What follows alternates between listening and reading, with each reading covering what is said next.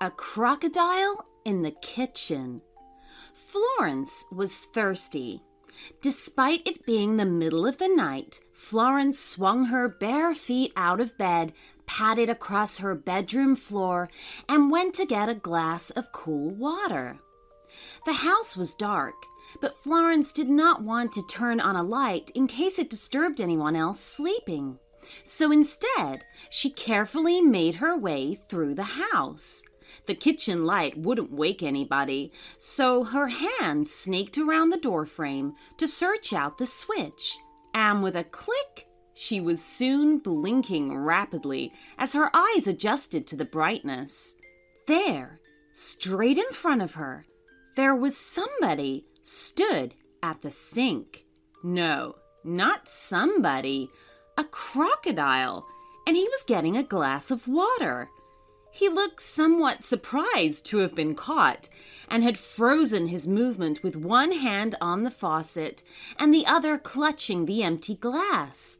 Florence tilted her head, not quite sure if she was really seeing what she was seeing. "Hi," she said. "I was going to get one of those."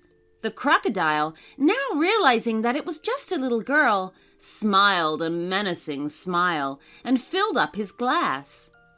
"Were you now?" said the crocodile. He took a big slurp of the water, then ran his tongue around the front of his mouth over his sharp teeth. "You're very brave to be walking around in the dark." "I'm not frightened," said Florence, matter-of-factly.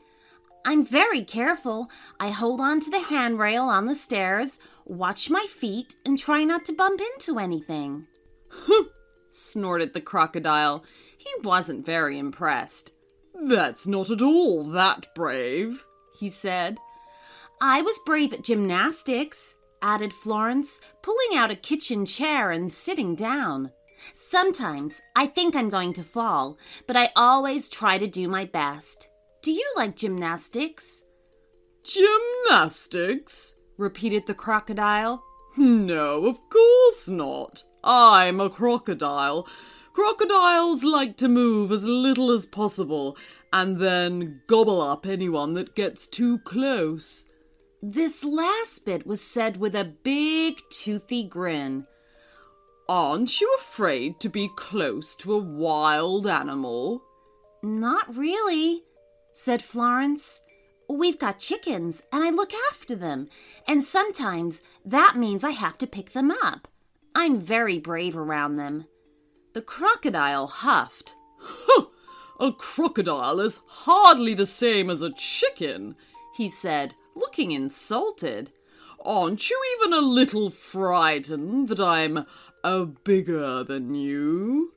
"My sisters Elsie and Ava are bigger than me," explained Florence. "But I still try to do whatever they do. I'm getting quite big now, so I try to be brave about it. My legs are shorter than theirs and don't always understand what's going on. But I know if I'm brave and I listen and I watch, then I will learn something new." By now, the crocodile had forgotten what was left of his glass of water. It stood half empty beside the sink. He wasn't used to a human acting so bravely in front of him. In fact, he'd never met anyone quite like Florence in all his life. "So you're not at all worried that I'm so big and you're, well, so small?" "Oh, no," said Florence, hopping off of the chair. "If you're bigger than someone, then it's your job to take care of them. You have to help those smaller than you, like I do with my little sister Josephine. Sometimes she cries because she doesn't like something, so I comfort her and show her everything is all right." As she was speaking, she walked up to the crocodile. He was so surprised, he couldn't help but take 2 steps backwards. Florence reached up for his glass of water, then hesitated.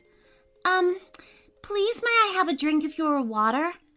The crocodile, somewhat stunned, found himself nodding his head. As she slurped, the crocodile decided enough was enough. He was a big, scary crocodile, and this little girl had better start believing it. In fact, he decided what could be better right now than making her the ideal midnight snack. The crocodile opened his enormous jaws wide enough to show off his rows of white and yellow teeth. "You sure have a lot of teeth," said Florence. "They're so much bigger than mine." She took a step closer to look at them. "Are any of them wobbly?" The crocodile swung his mouth away. "Oh, no! Don't talk about wobbly teeth.